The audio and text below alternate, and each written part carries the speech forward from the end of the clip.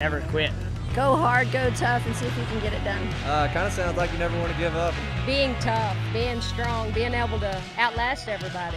Whatever life throws at you, just deal with it and get tough. I think it speaks to Pioneer Days, the reason we're here and have all these celebrations and are able to have rodeos and mix a little cowboy tough with it, and you get Salt Lake gritty. I like it.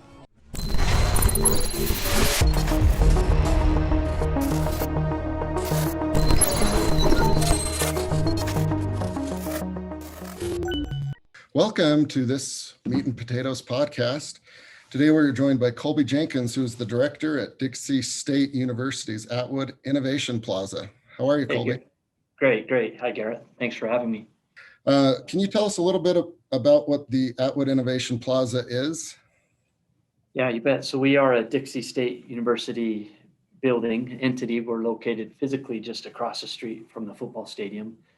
And our mission is to support and resource and help cultivate ideas, whether they're from students or the community. We service everyone. All comers are welcome here to bring their ideas, to grow and create and to incubate those ideas towards thriving businesses that will eventually provide jobs for this region. So with that comes all kinds of things, but that's essentially what we are. Oh, that's fantastic. It's great that it's open to the community as well, because to have these types, whether it's an accelerator, an incubator, a business resource center, communities need something like this, for a gathering point and a catalyst. And if you have more than one, great, but you need at least one. And, you guys are doing it right. And it covers everything from, PowerPoint and a dream companies to those that, have a team and funding and everything in between, correct? Correct. Yeah. And we have the largest makerspace in the state of Utah, from a lab full of various shapes and sizes of 3D printers, high-end sewing machines, graphic printers, and then a wood shop and a metal shop with all kinds of gear. So you can come and just create if you're a hobbyist, or if you're a businessman trying to build a prototype, then we support that as well. Businessman or woman are all welcome here. That sounds amazing. And if I was a student at Dixie State, I'd prefer to spend time in there. Yeah, and one thing we really focus on is providing that active learning, active opportunities for the students. So with the companies that are incubating here, we throw our students in with them to gain that real life experience, and they can also do projects as part of their college education and gain credit that way. So it's kind of a win-win for all involved here. Yeah, the educational system is a lot more flexible than when I went to school, and a lot more fun, it seems like, too. Yeah. Self-starting, and you can kind of control your own destiny a little bit more. Yeah, and pull that experience forward instead of waiting till you graduate and now get experience. All right. Nice head start. So how did you end up as the director? Yeah, so my wife and I are both Utah natives, and through my military career, we've been all over the United States, and it was time for us to get back closer to home, particularly to our aging parents and family. And so we found some land and opportunity here, and that caused me to look for a job. And fortunately, I found this role, and it's been wonderful. It's allowing me to harness all of my diverse experience, from being a Green Beret in the Special Forces to working in the Pentagon to working most recently at Google. That all comes together here. And so it's been a great opportunity for us to be back home, closer to family and friends, but also in an ideal situation here. Yes.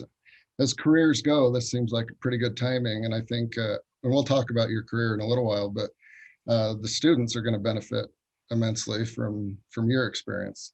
And it's probably fun to be around all that energy, because you've been around high energy jobs in the past, and you probably need that, would be my guess. I don't think you could have a low energy job and be happy. It's fine to lay on the couch sometimes, but yeah, the day to day, it's great to be around people who are truly innovating. We have, students who have invented like tremendous things that we've helped them patent to now their companies. So yeah, that's really what drew me to this opportunity. I knew I would be working with geniuses, people who have initiative and true entrepreneurs, and are not afraid to take risk. So yeah, it's been great. Yeah. So some of the things we've tried at Silicon Slopes and have done successfully are we have regional chapters throughout the state, downtown Salt Lake, Logan. There's one out in Price and Emery counties, and then St. George, because Silicon Slopes is the entire state, and there's no little brother complex anymore from what I can gather in St. George. There's a lot going on, some big companies that are scaling. There's companies getting funded. There's Tech Ridge. So it's a healthy, standalone, robust ecosystem by all accounts and growing very quickly, which is a double-edged sword. We'll talk about that as well. But so for those along the Wasatch Front, especially, with the change of the last 12 months, what are some ideas that you guys have down there that companies and groups and individuals up here can interact, work, and partner with what's going on in St. George? Yeah, and you're right. The growth here and I'm a great example. I left Google in California last May, right in the height of the pandemic, and we didn't flee California, but we were happy to come here to Utah, and there are many others who are similar like that, who as the pandemic has allowed others to see they can work from anywhere, and St. George is an ideal location. You can't beat the geography and the weather, so we're definitely attracting people, and in terms of how that supports the business environment and specifically the tech side of it. Where I sit, at the Atwood Innovation Plaza, we are the ideal kind of gateway, where people can come and use our greenfield, kind of our sandbox to explore, to grow and build and innovate, incubate, if you will. And then as that happens, the community from here, me being on the front end of the pipeline, all the way up to Tech Ridge, where you have companies like the former Printer Logic, now Vasion, and Zonos, and other companies that are growing, Busy Bee. There's an ideal pipeline for new startups to companies that are already in the multi-millions and growing. And then the workforce, as people are leaving other states and coming here, that skill, that knowledge base is growing tremendously as well. And well, you can't help but drive around here and see the growth. As you noted, that's a double-edged sword, but it also attracts a great workforce, which also enables companies to harness that talent and grow rapidly. Yeah, it is a happening place, to say the least. And with that, you can kind of see the trajectory, and it's not going to go away anytime soon. And I assume the city council and the mayor and every economic development folks they're earning their paycheck currently and well into the future. So how do you envision the Atwood Innovation Plaza playing a role in that? And what are some of the ideas you guys have to help ride this wave? Just continued growth. Our building is physically an old elementary school that we've remodeled, but there's still area for growth inside. For example, we just got the first order of equipment in, but we are building a brand new STEM academy that will support the K through 12 age group, and that will be it's to this point it's kind of been sustained throughout campus, kind of hopscotched around, but now it's going to be physically here in my building. So that will complete the front end of the pipeline. You enter our building as a K, work up through 12, use our makerspace, and ultimately complete the pipeline as a Dixie student. So in terms of the Innovation Plaza, we will grow with the population, both in adding capability to the building and then eventually becoming an innovation campus at another location possibly. But yeah, nothing but growth and continued funding. I bet probably once a week I host someone that St. George has no shortage of retired, accomplished men and women. And I will host people who literally say, hey, I'm bored. I have skills. I have resources. I want to help. How can I help? And boy, I'm happy to put people to work. And it's been fascinating to see people good to their word who I'll connect them with one of our incubating companies. And it's just creates a great relationship. Yeah. It's not easy to build an ecosystem, but it's occurred down there, and it takes a lot of different people with different ideas and agendas. And it's funny, what you just described from the cradle to college graduation. There's probably going to be some parents that are mad at that their kids won't leave home because now they have everything they need here. And there's probably some parents that'll be happy that their kids don't leave, you know? Yeah, it's funny. I was in a meeting, probably been a couple months ago now, though, that folks were saying we're tired of seeing our kids leave. Our kids would come back if there were jobs here that would bring them here, and now I think that's that paradigm is shifting, as you alluded to. We have jobs that are attracting. You know, I left Google to come here. Google, I was making great money, great opportunities, but I left to come here for the location and the opportunity, and there are many others like me. Yeah, absolutely. Well, that's great that there's those mentors that have the time and money, and then there's the young kids that need that. All right, so we've alluded to some of your job history, and I love diverse resumes, so I'll tick off a few of them. You worked at the Defense Innovation Unit, Google as a global program manager, Office of the Secretary of the Army Legislative Liaison, Office of the Secretary of Defense Counterterrorism Policy Advisor, U.S. Special Operations Command, and then Green Beret and graduated from West Point. And so let's start with the Green Beret part. So that's very selective, right? You've got to earn that one. You can't just wander in and say, I'm going to be a Green Beret. Real quick, for those that don't know what the process is, how did that go for you? It's definitely selective, and there is an actual selection that you go through to be selected. I was in a different body ago. I was in the best shape of my life at that point, and selection is very physically demanding and also mentally demanding. They put us in situations that, because a Green Beret is eventually going to be on a small team and could be in the corner of the world where you have to depend on yourself and your teammates to survive and nobody else. So how can you get out of those unconventional situations? And so selection is designed to put you in those unconventional scenarios and see how you respond, and then just load you up with physical requirements. And so, I was fortunate to come out on the good side of that and was selected. And then, a year plus worth of small unit tactics training, team training, learning how to be an A-team commander. And then depending on what team or a group you get assigned to, then you take your language training. And so for me, fortunately, I'd served a Mormon mission in Brazil. So I had a Portuguese and then Spanish as a secondary. So I went to a group where I didn't need language training. I already had it. So I went right to a team. Yeah, which is nice. Yeah. So Green Berets, they can kick indoors and they can clear buildings and they can do all of that, but they also have to be consensus builders and think on their feet because they're always outnumbered, right?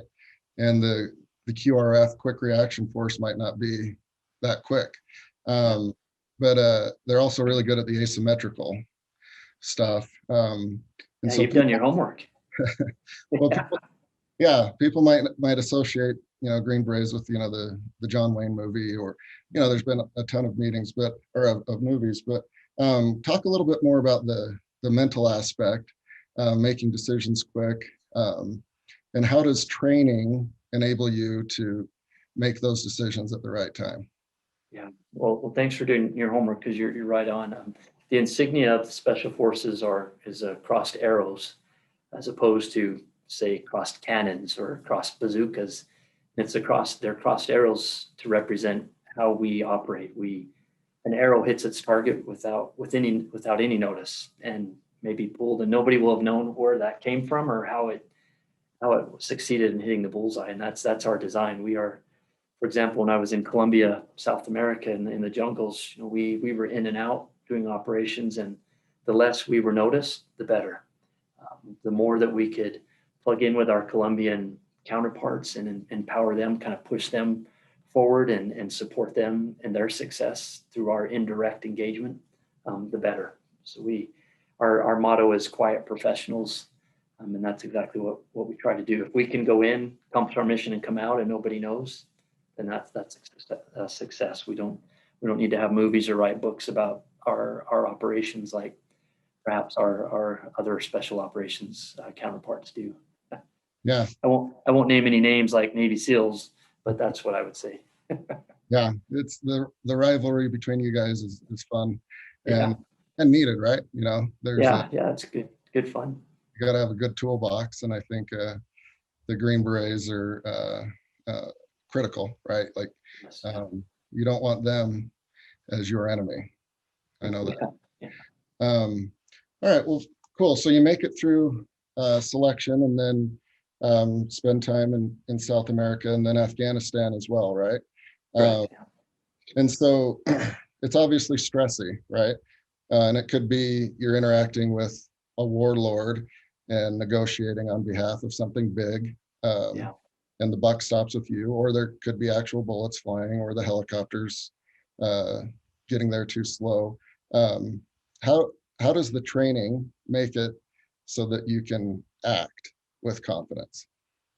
Yeah, really the design of a special forces A team enables that confidence. An A team is comprised of diverse expertise. You'll have two of every expertise: weapons, communications, demolition, engineering, medical, and then an intelligence sergeant and a team sergeant, and then me as the captain. So with that tremendous toolbox of expertise, it allows us to be flexible, allows us to enter nearly any situation and be able to pivot to it, because the best laid plan goes out the door as soon as the boots hit the ground.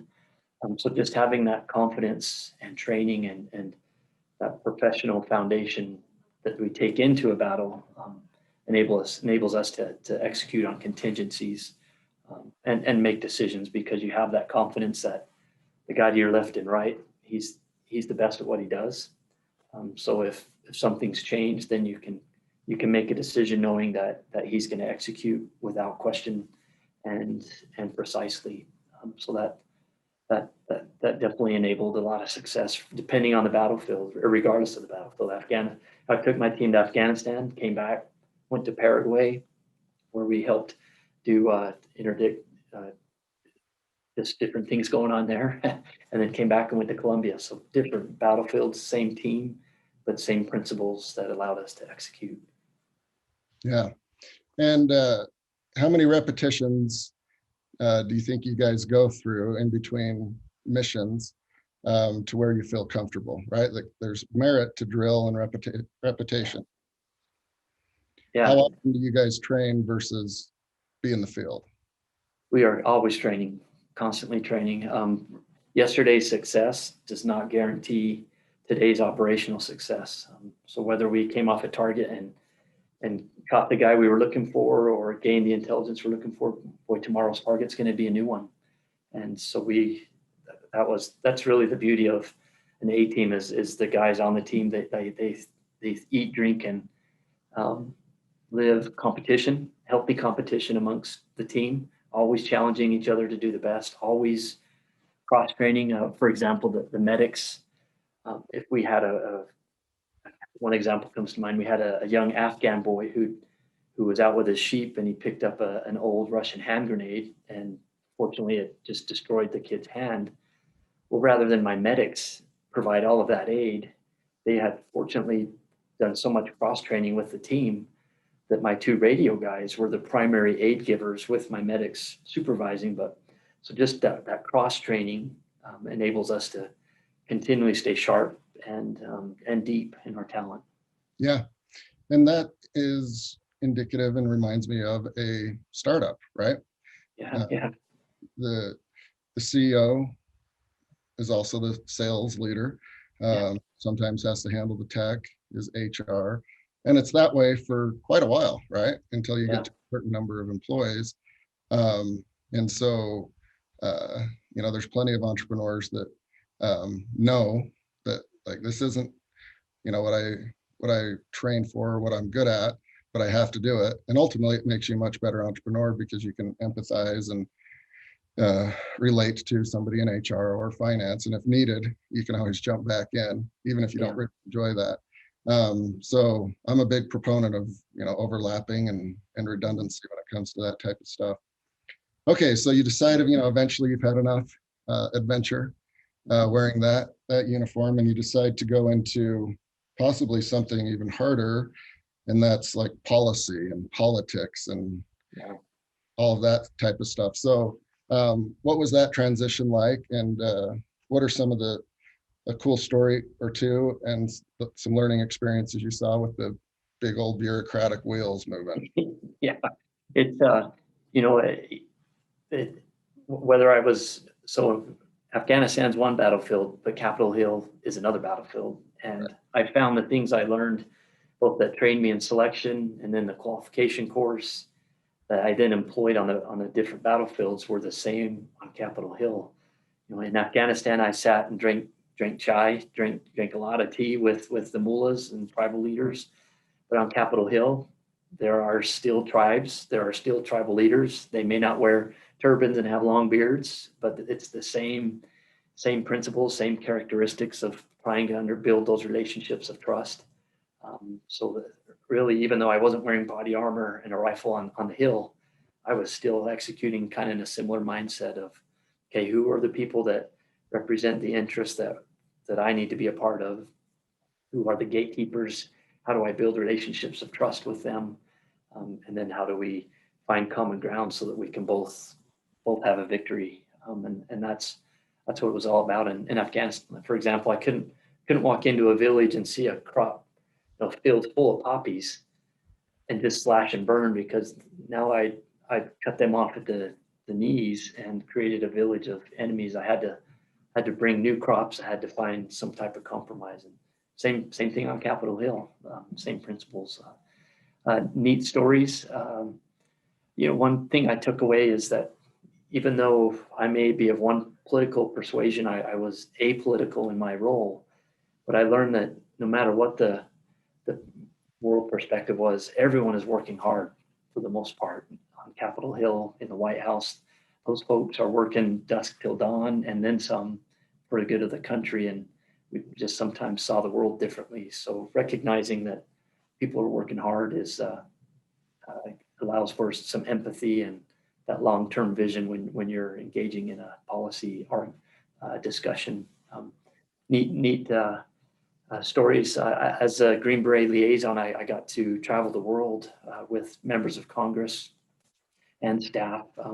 One particular trip, I left with some Senate Armed Service Committee staffers to show them some key operations that we were doing around the world that were kind of tied together. And we flew from DC west, made stops in Hawaii, Philippines, Malaysia, Jordan, and came back from the east. So literally around the world, went to the west and came back from the east. And so to be able to show those staffers and put them in the front seat with our special operators and see what's going on was priceless for all involved. Yeah. Lots of good opportunities like that. Yeah.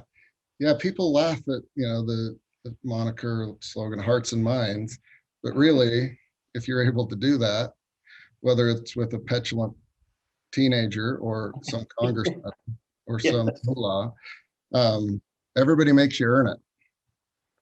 They make you earn it. And I think Green Berets are, classically positioned to understand both parties and practice empathy and still try to come to an agreement. Okay, so then, that's still, government, and you're interacting with more people now, but then you decided to head over to Google, and that's a whole nother culture, probably as opposite as it gets to the Pentagon. How did that work for you, and how did you manage to be successful there? Yeah, I literally jumped from the Pentagon to Google, and like you said, two completely different worlds. And the Pentagon at that time, still operating in the Pony Express in terms of communication, and then I go to Google and I'm using Google Suite and dynamic documents, sharing just in terms of processes. It was a steep learning curve for me, but similarly, I got to work with people who were very skilled, just had different life experiences. I had come from a boss who wore 4 stars on his collar, and who regularly went to the White House and with me in tow or senior meetings, to now I was working for my first Google boss was a woman, a female who was gay. So I went from a 4-star number 2 guy in the military to now a female boss who is gay. Talk about different ends of the spectrum. Yeah. But still tremendous leaders on both parts, and I learned a lot from both. And so I had to learn that how to adapt and understand my operational environment. I couldn't come into a Google staff meeting and say and run it like I would in the Pentagon. Hey, you need to do this, you need to do that, you need to do that, and why aren't you ready? And kind of be more stern. In Google, there was a lot more persuasion required, and really the work spoke for itself. That was I think the beauty of Google. If you provided quality, good work, good data, could read data and interpret it, then people noticed, and you had a voice. Your voice is heard. So I learned quickly and about that. And going back to a comment you made earlier about the CEO, I've noticed here, and then is why I was reminded at Google. I saw it a lot as well. That a good CEO or a good leader recognizes that he or she may not have an expertise that's required, but what makes them good is they recognize it and they step back and say, hey, I need help with this, or can you help me with this, and can you find someone who has this particular skill, because I don't, and I need it. And I saw that a lot at Google. Good leaders would find the talent and bring them in and put them in a position to exceed or succeed. And that's kind of my job here with our incubators. They don't, the student inventor who's now the CEO, he doesn't know how to do all those things like you were saying. So we try and surround them with talent so the team can be balanced. Yeah, absolutely. Yeah, I mean, in the early days of Google, Sergey and Larry, when they raised that funding in the late 90s from Sequoia and Kleiner, one of the caveats, well, the only caveat that the VCs got, because Google was dictating terms, was you guys have to bring on a CEO in the near future, right? And I believe that was Eric Schmidt. But and to their credit, they understood that and took the terms, because it probably wouldn't be nearly as successful as it is today, with them trying to wear that many hats. Yeah. So the ones that have gone up and down the elevator a few more times than others understand the importance of that. And if you can get that ingrained in your head when you're younger, it's a big benefit. Yeah, exactly. So did you talk about your background or your resume well at Google, or did you find it better to kind of get your work done and be a high performer and just go home at the end of the night? A little bit of both. Google prides itself in being open and inclusive, but I found that sometimes that open and inclusiveness was agreeable as long as you agreed with what they wanted you to be open and inclusive about. Yep. But I had great teammates and great leaders. I never felt discriminated against or anything for perhaps my religious views or where I'm from. But no, I found that people, as I would maybe share a little story here or there, that that's really what gave way to where I do public speaking now. I would share a combat story or principle, and I had a director who said, boy, you should develop that into a presentation. Let's have you present to the team. And one thing led to another, and then I presented at a global program manager conference. And these are just slides that I'd prepared with some stories and tried to fleece together a leadership and team building presentation. And before I knew it, I was now in New York City, then I was in London, then I was in Singapore, and I was back in New York City several times presenting to different teams. And had it not been for that curiosity and allowing me to share stories, then I wouldn't have had those opportunities. And it's just grown since then. Yeah. Well, so people are creatures of habit, and you've worked in the government side, the military side, and the private side, and they have ways of running meetings or doing after action reviews, those types of things. Do you find yourself falling back into how Google did it or how the Green Berets did it in interacting with just normal civilians? I'd say a little bit of both. And that's what's been great about this particular role. I'm able to bring in experience from all those backgrounds. I'm interacting with people who are functioning kind of in the tech environment, so I'm able to use the skills I learned at Google, but then those basic leadership skills of, okay, we need to build a team. We need to make some connections with investors. We need to help you present and manage things efficiently. Those military type skills serve me well in that regard, and just pure leadership and people interaction. So I'm fortunate to be in a role now that allows me to draw on all those opportunities. Yeah, you can always tell you're around somebody that's been in the military, like if you're out hunting or even just in a boardroom, because they're always trying to do sand tables, right? Like, oh, let's put this rock here, that's you, and this is north, and they can't help themselves, right? Yeah, that's right. There's tried and true method, that's for sure. yeah. Well, this is all very fun and great. So you also, you're the director there, but you also kind of have your own business where you'll go and speak and kind of share your insights and career with people. And how do you find that? Like you're kind of the center point, and you're kind of selling yourself and your brand. Were you comfortable out of the gate doing that, or is it something you have to learn? Yeah, it's been interesting in that as Green Berets, our mindset is to not seek that spotlight. So what's really allowed me to share those stories in a comfortable fashion is at the very beginning of my presentation, I quickly kind of humble myself and level the playing field and say, hey, whatever you're hearing from me is just a snapshot of a window through which you can look to the millions of others who have served or continue to serve. So I kind of take it as my role to be educating and sharing experience so that people can connect even stronger with those who are serving. So I try to make it not so much about me, even though I'm sharing my stories. I hope it just connects others as they do listen. Yeah, good answer.